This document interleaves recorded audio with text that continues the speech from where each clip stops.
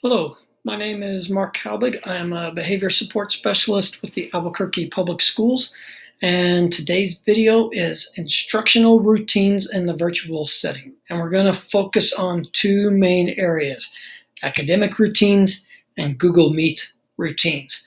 Normally I would have my camera on, but I'm having camera difficulty, so we're going to do without today. But let's go ahead and get started. So let's talk academic routines. And this first one has probably been one of the most difficult for people to figure out how they want to do this. How do we deliver our academic instruction? There's two main thought processes here. One, that you use your Google Meet time to deliver direct instruction like you might a lecture in the classroom. The second idea is you use the flipped classroom, where lectures and notes are something students could do on their own, so that's going to be what they do at home. And then the Google Meet time will be used for more social interaction, working on assignments. It's up to you, but we just need to keep in mind what is going to work best for students. Keep in mind also, 1 hour of our normal class time is not the same as sitting 1 hour on a Google Meet, so we need to be aware of that. Also, what technology are we going to use to deliver instruction? Are we going to have technology that's focused solely on academics? Can we build in some technology that allows the students to be more social? But one of the main things is build your technology gradually. Don't overwhelm students with trying to learn a new technology every Google Meet because they have multiple classes that they might have to be learning different technology from. How are you going to address student questions? When are you going to post Google Classroom assignments? Are you going to do it before class, on Mondays? What routine have you established? When are you going to have students submit assignments? Is it going to be like Friday, end of the week, before classes? The better, the more routines you can develop there, the more regulated students will be. The student work kind of goes with the instructional delivery. What work can be done independently? What work do they need support? So maybe the work that they don't need as much help on, that's what they work on during the asynchronous time. What they need support on, maybe that's better for synchronous time. Develop a routine. Is the time manageable? Remember, they might have multiple classes. So rigor does not equal quantity. Keep that in mind, but try to establish a routine so it's consistent from week to week.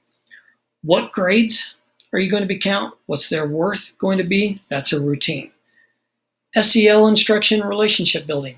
Are you incorporating that into your academic routines? So let's talk about Google Meets. This first one kind of goes to that delivery of academics. What is the purpose of your Google Meet?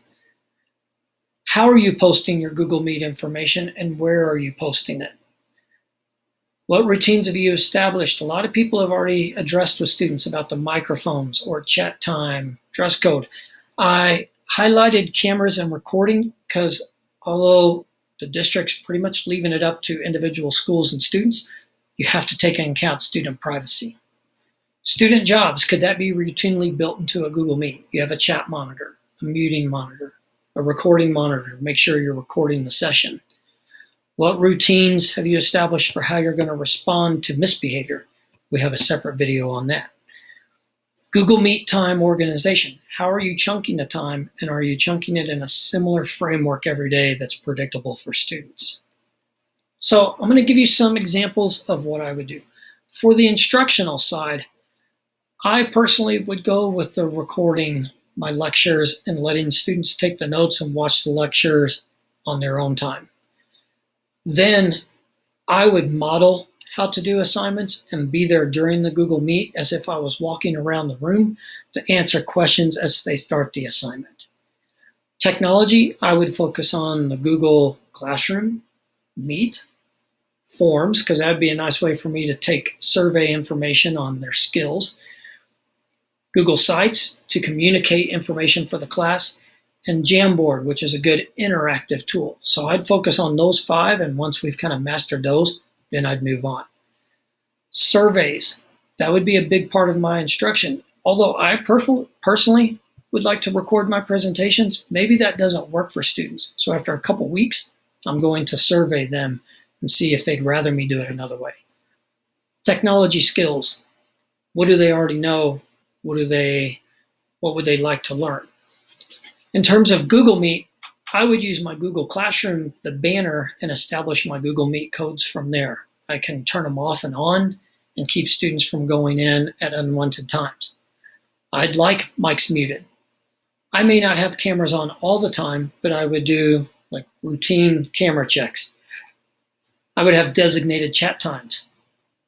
Just let me present right now, then let's have 2 minutes, put your questions in the chat. And then finally, my class schedule. I would have a review for warm-up. Then I would have like class news, information, take some questions. Then I would go to the assignment part I was discussing where I model it. And then during the Google Meet, they can start working on it, and I'm there to answer questions. And then I would try to always incorporate some social time into the Google Meet. Students need some interaction. They need some games. They need some fun time during this because they're missing so much of that at school. But these are just examples. Feel free to use this presentation as just a checklist of routines you could establish, or yes, I've already done that. If you have any questions, feel free to reach out to us. We'd be glad to help in any way we can. And thank you for your time.